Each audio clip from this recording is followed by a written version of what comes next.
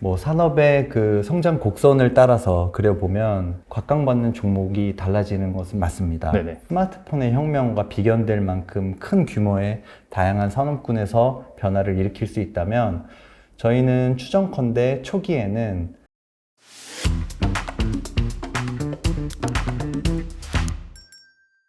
미래에셋 자산운용의 유의형 글로벌 운용본부 팀장님 모셨습니다. 안녕하세요.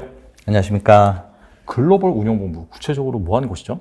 네, 저희 글로벌 미래에셋 자산운용 글로벌 운용본부는 글로벌 포트폴리오, 액티브 포트폴리오를 담당하는 부서입니다. 현재 저희가 한 4조 원 규모의 공모펀드, 사모펀드를 운영하고 있고요. 많은 분들께서 아실 수도 있는 G2 이노베이터 펀드라든지 그레이트 컨슈머 펀드, 글로벌 그로스 펀드 등이 저희가 주로 운영하는 펀드들입니다. 그럼 거기에서 뭐 종목을 발굴한다든지 뭐 자산 배분을 한다든지 그런 이제 업무를 하시는 거네요. 네, 그렇습니다.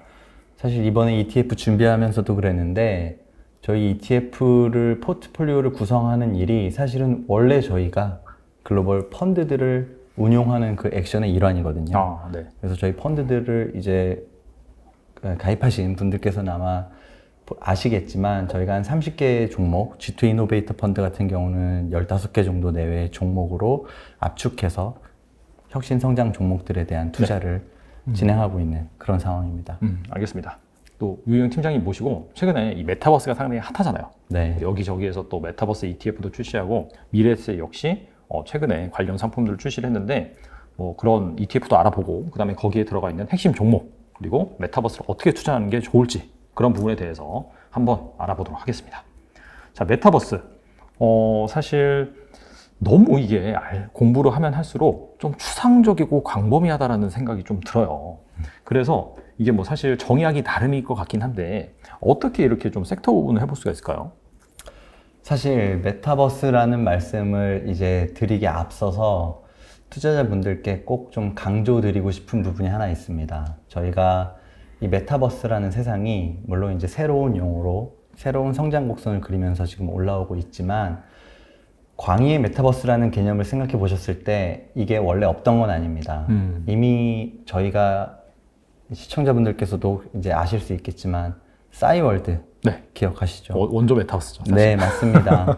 최근에도 다시 이제 좀 이렇게 이야기가 오르내리고 있는데 어찌됐든 네네. 저희는 그 싸이월드의 가상세계 안에서 네. 미니미도 꾸미고 저희 방은 막 난장판이었지만 네네. 그 싸이월드 안에 그 미니룸은 깔끔하게 꾸며놓고 그렇죠. 뭐 전문용어로 현질까지 해가면서 그렇게 네, 했었죠. 그렇습니다. 그랬던 것도 사실은 메타버스의 일종이고요. 좀 더 나아가 보면 저희가 이제 3D 영화 아바타 영화도 2009년에 출시됐던 것 같은데 네네. 그 영화도 사실 저희가 3D 안경을 끼고 처음에 들어갔을 때는 되게 불편했었잖아요. 근데 그 영화관을 나왔을 때 그 떨림이나 감동은 저는 아직도 잊혀지지가 않거든요. 그랬던 것 같아요, 진짜. 네, 사실은 저희가 그 시간 동안에는 영화를 보던 그 시간 동안에는 저희는 정말로 그 판도라 세상에 들어가서 나비족의 일원이 돼서 뛰어다녔던 거죠. 그것도 저는 어찌 보면 메타버스의 하나의 사례로 생각을 합니다. 네네. 그리고 제가 이제 좀 진부한 얘기일 수도 있는데 그 김만중의 구운몽이라는 소설이 있어요.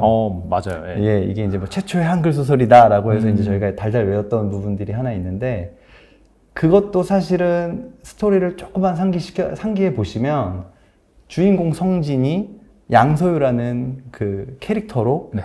8개의 연애 시뮬레이션을 플레이하는 게임이다라고 저희가 얘기할 수도 있거든요. 그래서 사실은 메타버스라는 개념이 완전 새롭게 태어났다라고 저희는 생각하지는 않습니다. 그런 점에서 저희는 최근에 이 메타버스 시장이 달라지는 성장 곡선을 만들어내는 점을 좀 포착하고 있고요. 네네.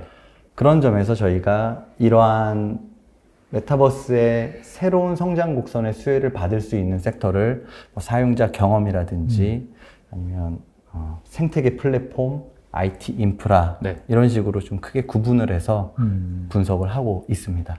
사용자 경험이다. 이거는 약간 좀 게임이나 뭐 그런 콘텐츠 뭐 이런 거 말씀하시는 건가요? 네, 맞습니다. 저희가 실제로 이렇게 오늘 제가 가져오진 않았는데 네네. 저희 그 자사 채널에서는 네네. 제가 그거를 쓰고서 말씀을 드리는 이런 영상이 하나 있거든요. 진짜 혹시, 사용자 경험이네요. 네, 혹시 뭐 괜찮으시면 링크 하나 여기다 이렇게 네. 달아주셔도 좋을 저희가 것 뭐, 네, 같은데. 참고하겠습니다. 네. 네, VR 기기를 네. 오큘러스 퀘스트 2라는 VR 기기를 차고 이제 나와서 보여드렸던 그런 우리가 맞닿는 기기들, AR 기기들, XR 기기들, 그리고 거기에 들어가는 뭐 디스플레이, 뭐 카메라 부품, 뭐 광학 장비들 그런 것들도 사용자 경험에 포함이 되는 것들이고요.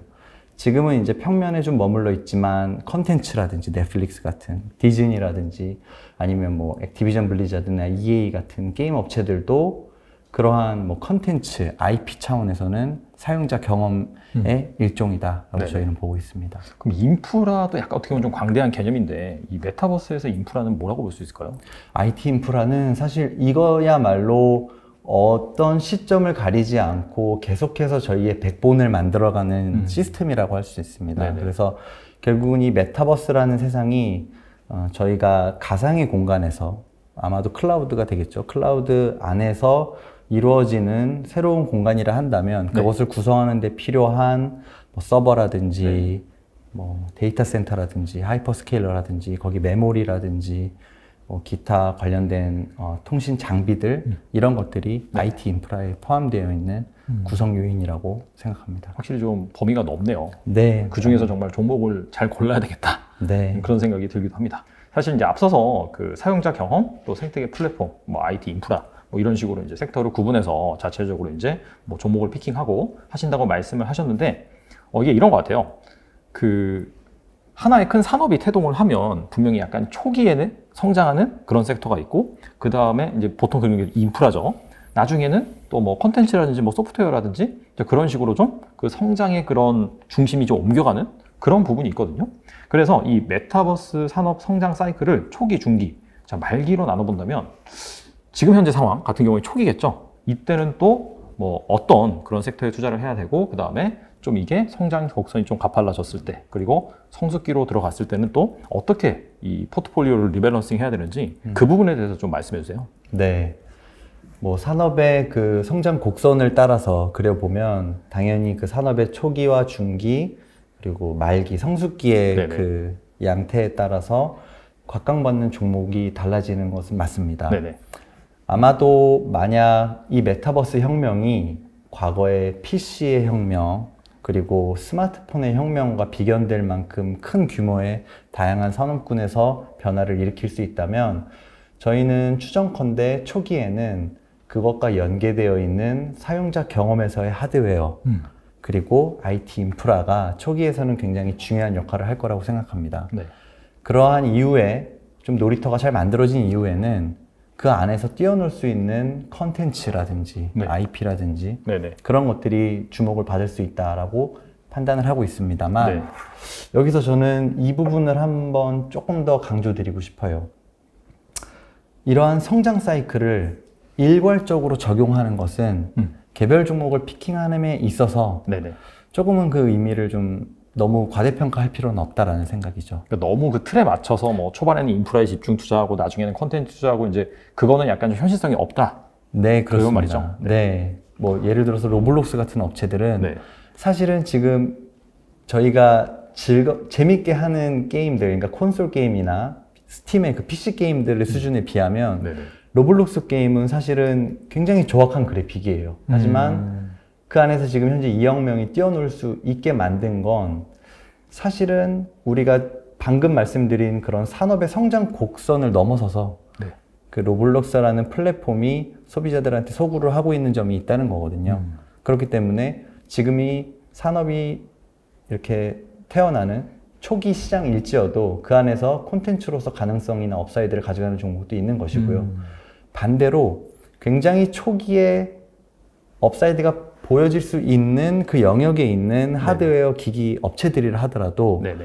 그것들이 개별 이슈들, 예를 들면 정말로 메이저한 그 플랫폼을 구성하는 업체들이 그 기술을 채용하는지 네네. 혹은 그 기계를 활용하는지 뭐 이러한 요인들, 다양한 변수들에 의해서 그 주가의 방향이 달라질 수 있기 때문에 네네. 저희는 큰 흐름의 그런 산업의 뭐 사이클보다는 네네. 그 안에 개별 기업 하나를 좀 더 촘촘하게 보시는 게 좋다라고 생각합니다. 이 약간 메타버스가 기존에 사실 완전 없었던 개념이 새로 태어났다라기보다도 사실 기존 개념이 좀 더 발전하는 그런 단계다 보니까 방금 말씀하신 뭐 로블록스라든지 그런 뭐 메타버스 뭐 콘텐츠 내지는 게임 이런 쪽 원래 좀 잘 자리하고 있었잖아요. 네. 그래서 약간 좀 굳이 이렇게 이분법 관점에서 본다라기보다도 지금 잘하고 있는 종목 같은 경우에는 확실히 좀 피킹을 한다든지 그런 식으로 대응하는 게 맞는 것 같네요. 네, 그렇습니다. 알겠습니다. 그리고 최근에 이 미래에셋 자산운용 타이거 브랜드죠. 여기에서 이제 글로벌 메타버스 액티브 ETF를 출시를 했어요. 근데 사실 우리나라 ETF 시장이 과거엔 좀 많이 작았잖아요. 특히나 뭐 미국이라든지 글로벌 시장에 비해서. 근데 최근에 좀 다양한 그런 ETF 상품을 내놓으면서 막 성장하고 많이 이제 투자자들도 투자를 하고 있는데 이 대부분 국내 ETF는 그간에 패시브였단 말이에요. 근데 이 액티브 ETF를 출시를 하셨는데 이 액티브 ETF의 차별점이 뭐가 있을까요? 아마 이제 많은 분들이 액티브 ETF가 국내에도 올해 초부터 많이 출시가 됐기 때문에 네네. 그 액티브 ETF의 특성에 대해서 잘 알고 계실 것 같습니다. 제가 한 단어로 좀 짧게 요약을 드리면 액티브 ETF는 패시브 ETF와 다르게 그 지수를 추종하는 것이 아니라 그 안에서 편입 종목, 시점, 비중을 자유롭게 조절해서 알파를 창출하는 것을 목표로 하고 있습니다. 기초 지수가 있잖아요. 패시브 ETF 같은 네네. 경우는. 그거를 패시브는 똑같이 복제하는 네. 그런 ETF라고 한다면 액티브는 참조를 하되 네. 이거보다는 그 플러스 수익률, 초과 수익률을 올리기 위해서 약간 뭐 종목 구성을 달리하다든지 네. 뭐 그런 식으로 한다는 그런 말씀이신가요? 네, 맞습니다. 저희 같은 경우에서는 저희가 비교지수, 참조지수로 사용하고 있는 게 INDXX라는 그 인덱스 전문 업체에서 네네. 이 메타버스 세상의 수혜를 받을 수 있는 전 세계 글로벌 업체 한 50여 개를 한 2% 정도의 동일 가중으로 잘 분산해서 만들어 주셨거든요.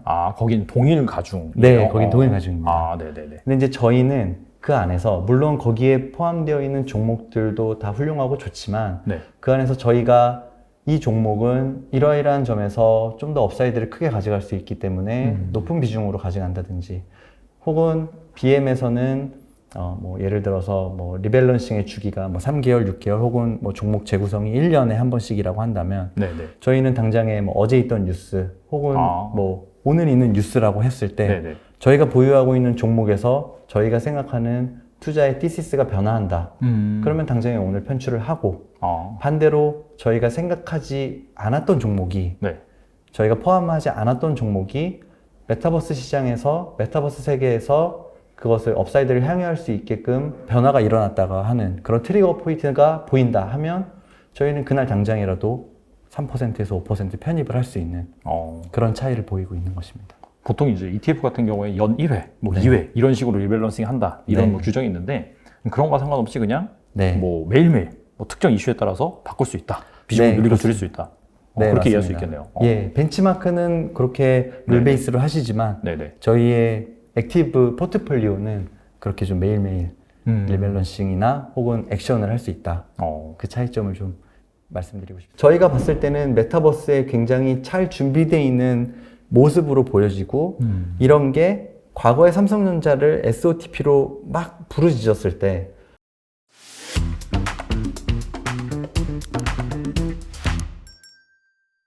그리고 그러다 보니까 아까 그 비교 지수가 있었어요. 근데 그건 동일 가중이라고 말씀하셨단 말이에요. 근데 아무래도 액티브를 추가하시다 보니까 이 중에서 핵심 종목이라고 생각되는 종목들은 당연히 비중이 크겠죠. 그래서 그 부분이 궁금해요. 그 ETF에 포함되어 있는 어떻게 본다면 약간 좀 전략 종목이라고 볼 수 있겠죠. 비중, 뭐 상위 그런 종목에 대해서 말씀해 주시면 좋을 것 같아요. 네, 지금 현재 저희가 가지고 있는 종목들을 비중순으로 말씀을 드리면 엔비디아, 유니티 소프트웨어, 마이크로소프트, AMD, 소니, 뭐 TSMC 그리고 이제 메타 플랫폼으로 이름을 바꾼 페이스북에서 이제 이름을 네네. 바꾼 메타 플랫폼 그리고 로블록스, 고어텍 이런 종목들이 있습니다. 아마 이 중에서 뭐 엔비디아 같은 종목들은 그렇죠. 예, 시청자분들께서 많이 잘 아실 것 같아서 대표 주자니까요. 네네. 네네. 그 종목은 짧게만 말씀드리면 네. 저희는 엔비디아에서 현재 시장이 그리고 애널리스트 분들이 혹은 컨센서스가 가정하고 있는 가정에서 그것이 보일 수 있는 업사이드에 대해서는 정말로 그냥 시장하고 거의 유사한 수준의 가정치와 네. 전망을 합니다. 네네. 그런데 저희가 이 종목을 저희의 첫 번째 비중, 가장 큰 비중으로 가져갔을 때 저희가 보는 포인트는 한 두 가지 정도가 있는데요. 첫 번째는 이제는 엔비디아가 더 이상 그래픽 카드, 그러니까 PC나 아니면 그 그래픽용으로 사용이 되는 그 그래픽 카드를 만드는 업체가 아니라 이제는 플랫폼에 들어가는 GPU를 70%의 시장 점유율을 가지고 성장하는 기업이다. 라고 말씀을 드리고 싶고, 이 네네. 부분이 저희가 생각하는 좀 더 메타버스라는 시장에서 업사이드를 가질 수 있다라고 하는 첫 번째 포인트고요. 두 번째는 아마 시청자분들께서 그 엔비디아의 옴니버스라는 이 플랫폼에 대해서 보셨을지 모르겠어요. 아마 관심 있으신 분들 많이 들어오셨을 거예요. 네, 네네. 괜찮으시다면 이거는 제가 뭐 사진으로 보여드리기보다는 유튜브에서 검색을 해서 한번 보시면 참 좋을 것 같은데, 예를 들어 뭐 신차를 만드는 데 있어서 뭐 관련된 그 라인을 새로 테스트 라인을 만든다고 했을 때 네네. 과거에는 뭐 한 100대 정도 만들 수 있는 공장을 하나 실제로 만들어 놓고 그 안에서의 동선이라든지 물류라든지 뭐 워크로드라든지 이런 것들을 테스트를 실제 한번 해보면서 그렇게 했던 거라면, 이 엔비디아의 옴니버스 안에서는 물리 엔진들을 활용해서 가상의 공장을 만들고 그 안에서 시뮬레이션을 돌려서 공정 효율화를 하는 겁니다. 실제로 BMW가 지금 그러한 공장을 엔비디아의 옴니버스 안에 만들어 놓고 네네. 공정 효율을 최대한 30%까지 끌어올릴 수 있다고 얘기를 하고 있는데, 네네. 이러한 옴니버스라는 이 소프트웨어 플랫폼 같은 성격을 가지고 있는 이러한 비즈니스가 엔비디아가 단순히 PC에 멈춰 있던 하드웨어 업체가 아니라 GPU, 서버, 하이퍼스케일러에 더 많이 활용되는 GPU 업체로서 발돋움하고, 나아가서는 이 옴니버스라는 플랫폼을 구축하면서 이제는 하드웨어 기업이 아니라 소프트웨어 기업으로 발돋움할 수 있는 계기다라고 저희는 이렇게 판단하고 있습니다. 네네. 그리고 뭐 쭉 말씀을 드릴까요? 네네. 아마 이제 유니티도 잘 아실 수 있는 종목이라서 이것도 이제 짧게만 말씀을 드리면, 유니티 같은 종목은 저희가 생각하기에 아마도 반도체 시장에서, 그러니까 과거 PC 시장에서 반도체가 많이 사용이 되었을 때 반도체 시장에서 뭐 다양한 업체들이 사이클을 가지고 좀 왔다 갔다 하면서 주가가 변동이 컸던 모습을 기억하실 텐데, 그 안에서도 꾸준히 주가가 오르는 종목이 있습니다. 케이던스나 시놉시스 같은 반도체 설계 회사, 저희가 EDA 네네. 업체라고 하는 반도체 설계 업체인데요. 모바일로 넘어와서도 그런 업체가 또 하나 있습니다. 바로 ARM이라는, 네. ARM이라는 네네네. 그 모바일 아키텍처를 설계하는, 그렇죠. 예, 그 유명하죠. IP를 가지고 있는 그 회사인데요. 네. 저희는 이 유니티가 이 메타버스라는 시장에서, 메타버스라는 생태계가 구축됨에 있어서 이러한 설계와 관련된 바게닝 파워를 가지고 있다고 생각을 하고, 네네. 그에 대해서 저희가 높은 비중으로 포지셔닝을 한 부분입니다. 네네. 아마 이제 많은 분들께서 그러면 그 밑에 있는 종목들 중에 소니라든지 네네. 고어텍은 네. 어떤 이유로 들어갔는지. 약간 좀 생소해요. 제가 다른 ETF도 봤는데 네네. 주로 이제 나스닥 시가총액 상위가 많이 들어가 있거든요. 네. 근데 이제 사실 방금 말씀하신 그런 뭐 소니라든지 고어텍 같은 경우에는 거기에 해당이 안 된단 말이에요. 네. 그래서 어떤 기준으로 편입하시는지 좀 궁금합니다. 네. 소니는 사실 조금 나이 드신 분들 같은 경우에는 카세트 플레이어 만드는 회사로 알고 계실 수도 워커맨 있어요. 유명하죠. 네. 뭐 사실은 그 당시에 뭐 전 세계를 호령했었던 기업이고요. 네네. 그 이후에는 이제 뭐 좀 게임을 좋아하시는 분들 같은 경우는 플레이스테이션이라는 회사로 아실 수도 있고요. 네네. 소니 같은 기업을 저희가 사업부 간단히 설명을 드리면, 게임 네트워크 부분의 매출이 한 29%, 뮤직 한 10%, 소니 픽처스가 한 11%, 또 전자기기가 한 23%, 이미지 솔루션이 11%, 기타, 뭐 파이낸셜 등등해서 한 15% 정도입니다. 네네. 근데 제가 이제 예전에 삼성전자 애널리스트였거든요. 아, 진짜요? 삼성전자를 네네. 커버했었던 네네. 애널리스트였는데, 네. 삼성전자를 커버하면서 제가 이제 애널리스트로서 또 좋아하는 기업으로서 매니저분들 혹은 뭐 이제 해외에 있는 해외 투자자분들한테 항상 강조를 드렸던 게 그 SOTP라고 저희가 말씀드리잖아요. Sum of the Parts라는 네네네네. 그 밸류에이션으로 각각의 사업부들을 피어 대비 비교해서 이렇게 한데 뭉쳐놓으면 삼성전자는 너무 쌉니다.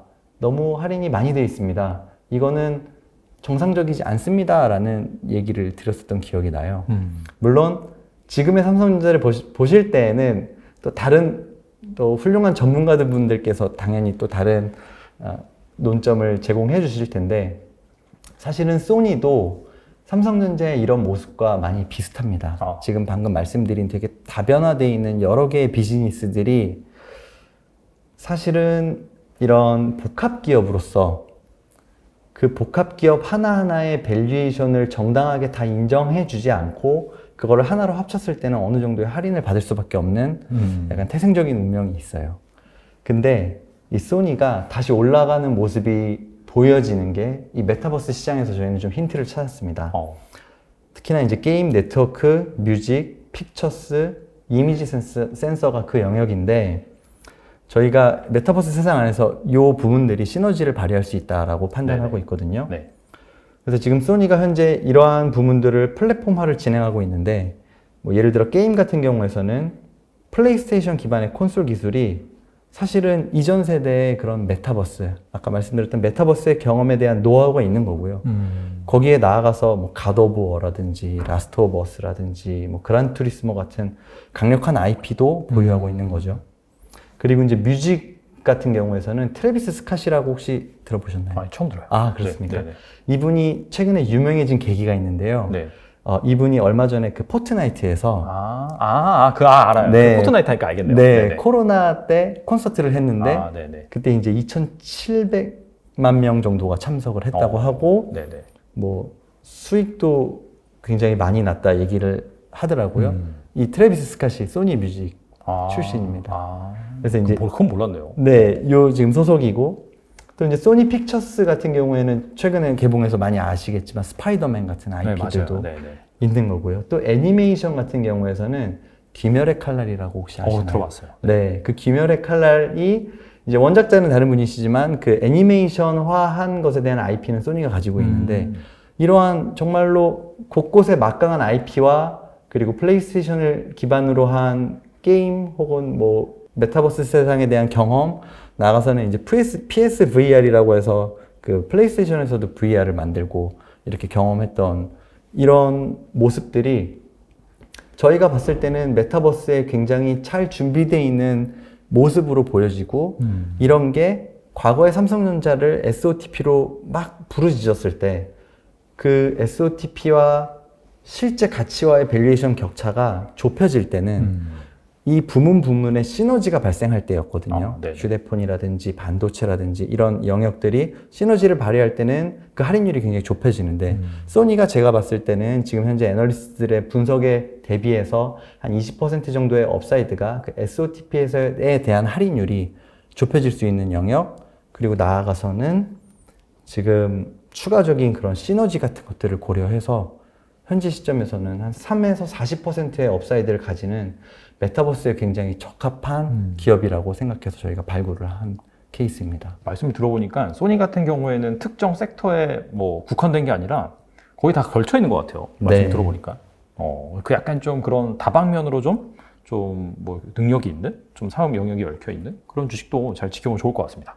또 고우텍도 한번 말씀해 주세요. 네, 고어텍도 아마 익숙하지 않은 분들이 많으실 거예요. 이 회사는 원래 이제 그 스마트폰이나 태블릿, 웨어러블 등에 들어가는 그 소형 정밀 부품을 만드는 회사였고요. 사실은 중국의 많은 기업들이 그랬듯이 이 회사도 그 덴마크의 하이파이 전문 업체인 다이노디오라는 회사를 2014년에 인수하면서 본격적으로 관련 비즈니스에 진출을 했습니다. 네. 그래서 현재는 아마도 이 종목을 좀 한번 들어보신 분들이라면 에어팟 만드는 회사 아니냐라고 아실 수도 있어요. 실제로 그 에어팟이라든지 이런 스마트 어쿠스틱과 관련된 매출이 지금 현재 2021년 기준으로 한 40% 정도의 비중을 차지하고 있습니다. 네네. 그런데 이제 저희가 이 회사에 대해서도 굉장히 달라지는 포인트를 하나 본 게 오큘러스 퀘스트 2가 지금 이 고어텍이라는 회사에서 독점 판매를 하고 있거든요. 이게 작년 말에 출시가 됐는데요. 네. 지금 1년여가 지난 이 시점에서 1000만 대가 넘는 판매고를 올렸습니다. 아마 이제 업데이트를 하게 되면 한 1200만 대 정도 팔린 걸로 저희가 추산을 할 것 같은데 네네. 1년에 플레이스테이션 라인업이 팔리는 총 대수가 한 1300만 대 정도가 된대요. 그리고 엑스박스가 한 600만 대 정도가 됩니다. 그 네. 라인들을 다 이제 합쳐서. 네. 제가 이제 그 VR이 혹은 AR이 네. 이 시장이 올 겁니다라고 부르짖었던 그 시절에 그 시장이 커질 것이냐 아니면 그냥 소멸될 것이냐를 보면서 가장 걱정됐던 것들이 바로 대중화에 대한 부분이었는데 이러한 제품들이 원래는 $1000에서 $2000에 형성되면서 굉장히 비싸고 접하기 네네. 어렵고 네. 그리고 뭐 시야각이나 발열이나 무게 뭐 이런 것들에서도 매스마켓에서 만족스럽지 못한 퀄리티로 그 당시에 다가왔다면 한 5, 6년이 지난 지금 그 고어텍에서 생산한 오큘러스 퀘스트 2는 $300 수준의 1000만 대 이상의 1년에 판매를 올리는 이제는 캐즘을 넘어서 매스마켓으로 진입한 상황이라고 저희는 판단했고요. 네네. 그랬을 때 이 회사의 그 오큘러스 퀘스트 2와 연관된 매출이 내년에는 40% 이상 되면서 이와 연관된 매출이나 이익 성장도 30% 이상 보여줄 것으로 전망이 돼서 저희는 이 메타버스 생태계를 구축하는 이러한 중요한 사용자 경험을 증강시키는 종목으로서 고어텍을 네. 저희의 중요한 홀딩 중에 하나로 편입을 했습니다. 지금 현 시점에서 저희가 주목하는 건 애플이 가져갈 수 있는 업사이드가 아니라 이 수혜를 가장 크게 받을 수 있는 종목이 무엇이냐.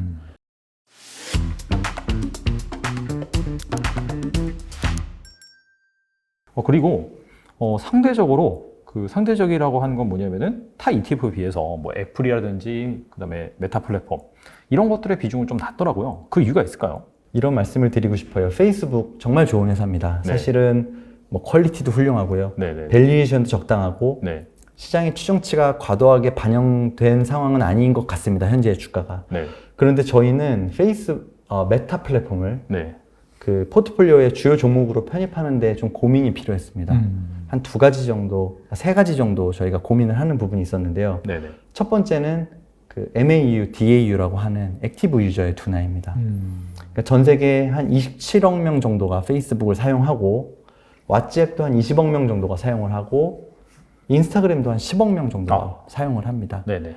이제 통합해보면 거의 한 30억 명 가까이가 이 메타 플랫폼, 페이스북의 요 생태계 안에 들어와 있는데 저희는 여기서 이 MAU나 DAU, 액티브 유저가 확장될 가능성에 대한 고민을 좀 하고 있습니다.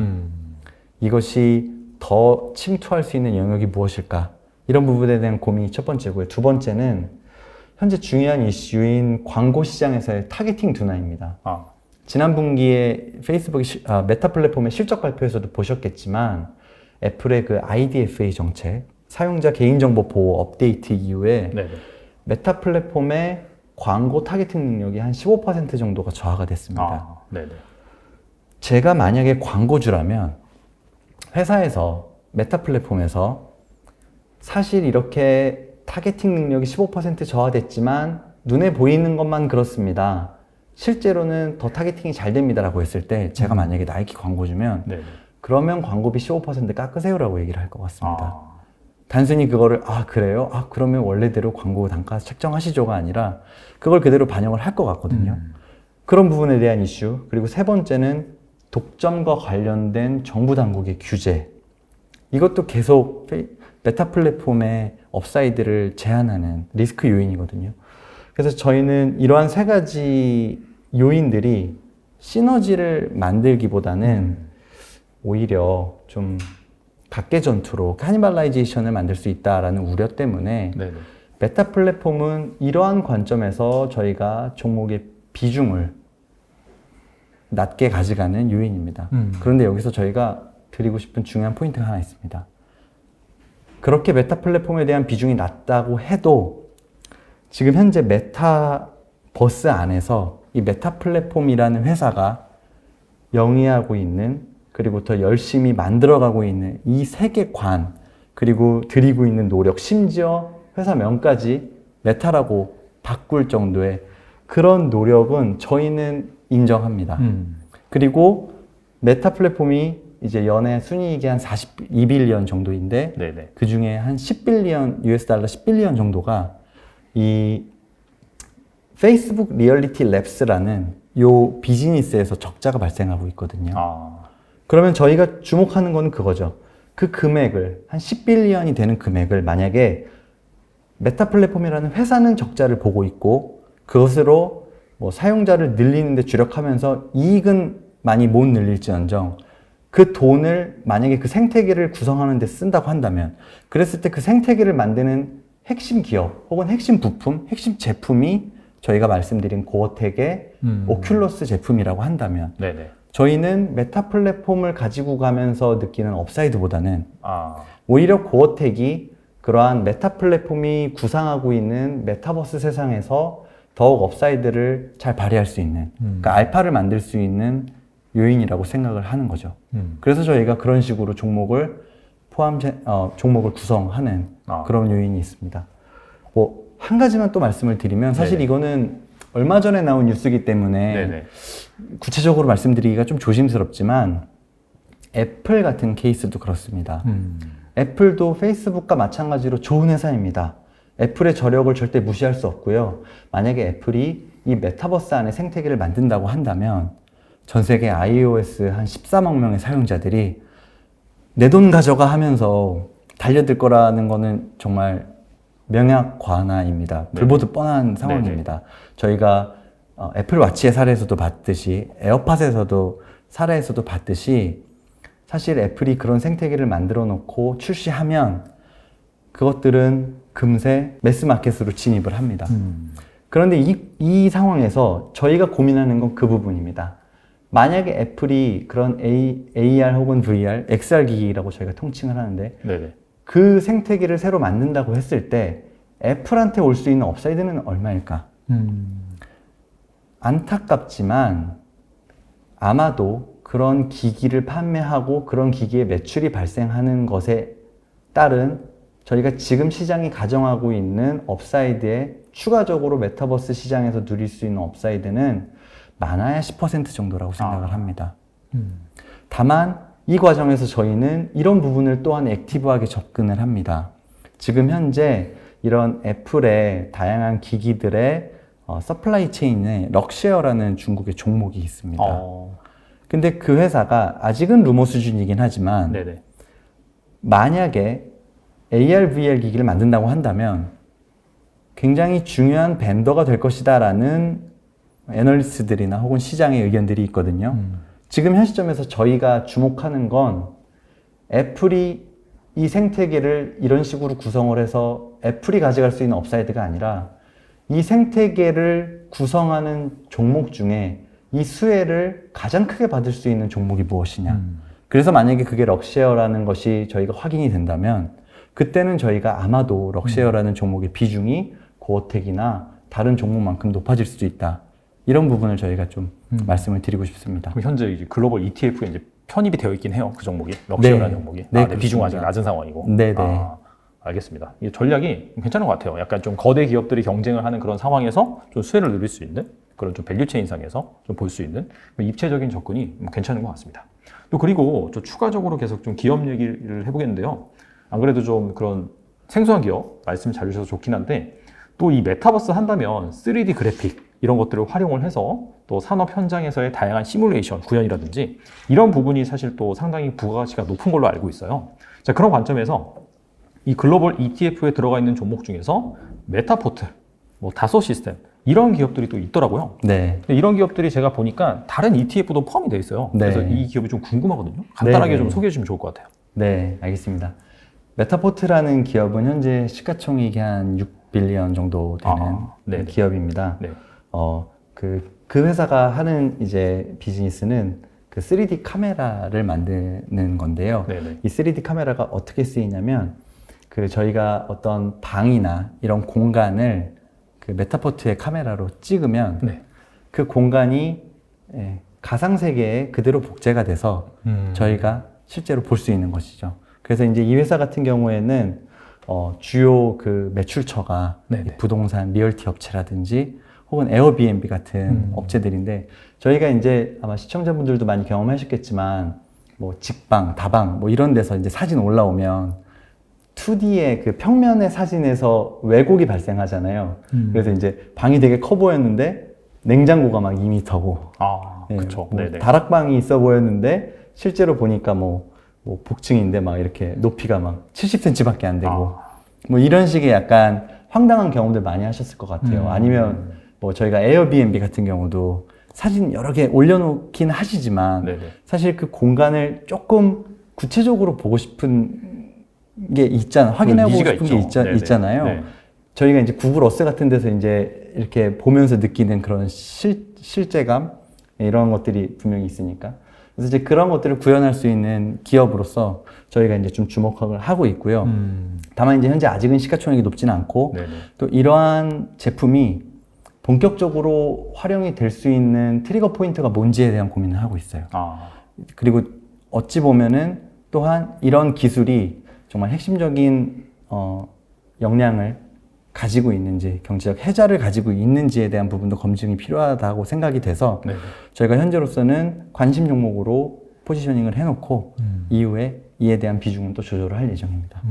알겠습니다. 아무튼 뭐 생소한 기업인데 잘 그 행보를 지켜보시면 좋을 것 같고요. 자, 그 다음에 그 끝으로 마지막 질문이 될 것 같아요. 그 타이거 글로벌 메타버스 액티브 ETF가 그 앞서서도 말씀하셨다시피 기초 지수 이거 대비 이제 초과 수익을 올리기 위해서 그 계속해서 이제 종목을 발굴을 하고 이렇게 아이디어를 접목을 시킨단 말이에요. 그런 좀 프로세스, 좀 팁? 어떻게 본다면 좀 개인 투자자들도 나도 이렇게 한번 해볼까? 하는 그런 팁이 있을 것 같아요. 그거에 대해서 말씀해 주시면 좋을 것 같습니다. 조금은 나이브할 수는 있지만 저희는 글로벌 다양한 기업들을 경쟁력의 관점에서 접근하고 팀 어프로치를 통해 신중하게 접근을 합니다. 그 와중에 탑다운 어프로치 이 방법을 통해서 크로스 에셋이라든지 리스크 에피타이트라든지 스탁 스크리닝이라든지 이런 기법들을 활용하고 바텀업에서는 그 기업이 놓여 있는 상황 그리고 그리고 그 안에서의 경쟁력, 시장의 상황, 향후의 뭐 이익의 성장성이나 가시성, 뭐 안정성 네네. 이런 부분들을 저희가 분석을 하고 나아가서는 메타버스에서 이 시장의 이 종목들이 현재 시장에서 인지하고 있는 것 이상으로 어떠한 업사이드를 만들어낼 수 있는지에 대한 고민을 하면서 저희가 편입 편출을 하고 종목을 선택합니다. 다만 하나 그래도 저희가 힘주어 자랑하고 싶은 부분은 저희는 이러한 되게 뻔하디 뻔한 프로세스를 매일매일 꾸준히 합니다. 진짜로 합니다. 그러니까 저희가 이제 사실 제가 ETF는 요번이 처음이다 보니까 네네. 원래는 펀드를 운용하면서 저희의 그 기관 고객분들, 사모펀드를 이렇게 셋업할 때 네. 만나 뵙는 기관 담당자분들을 뵈면 저희가 이렇게 지금 말로 하는 내용들을 실사라는 과정을 통해 보여드립니다. 저희가 8명의 글로벌 운용본부 인력들이 어떻게 매일매일 포트폴리오를 고민하고 매주 뉴욕 리서치 본부와 어떤 어젠다로 회의를 하고 홍콩과는 지난주에 어떤 어젠다로 회의를 해서 어떤 액션이 나왔고 또 글로벌 그 GIC 뭐 이런 협의체에서는 어떤 식의 자산 배분에 대한 관점이 논의가 되었고 실제로 매일매일 회의에서는 어떤 종목들에 대한 어떤 업데이트가 나와서 이게 저희가 생각하는 티시스에 부합한다면 비록 개별 이슈에 따라서 주가가 급락을 했더라도 저희가 계속 유지를 하거나 오히려 포지션을 늘리고 반대로 주가가 큰 변동이 없다 하더라도 저희가 생각했던 업사이드 포인트가 훼손이 된다면 그것들을 편출하는 식의 액션을 정말로 매일매일 꾸준히 하고 있습니다. 그래서 혹시라도 시청자분들께 기회가 된다면 네네. 비록 ETF지만 저희가 이렇게 운용하는 프로세스를 한번 실사 드릴 수 있는 기회가 있었으면 좋겠어요. 나중에 한번 나오셔가지고 보여주면 될 것 같아요.